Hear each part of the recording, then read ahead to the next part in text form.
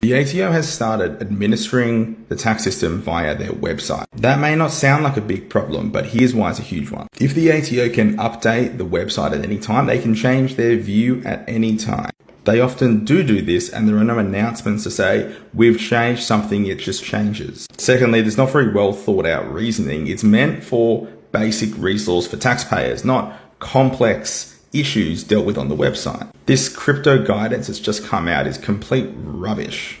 But I don't even know why the ATO think the way that they do. They just say things like it's a fact and that there is no basis needed to say such a thing. One example is wrapping tokens, and that's apparently a CGT event. I can see the argument because I know this, I'm down this pathway, but they haven't acknowledged why that's the more correct position to why in some cases it's not a CGT event because there's some kind of trust arrangement involved. Other countries are being a lot more proactive. So the US, in the UK even, are doing a better job than the ATO is. They're just saying everything is taxable, but because it's done via web guidance, we don't know why. So I have a scathing article that I'm going to be writing and publishing very soon saying why the ATO website is actually irrelevant. It is useless. It is what I call toilet paper.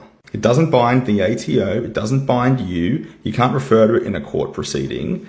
It's just like the ATO's blog of stuff they reckon.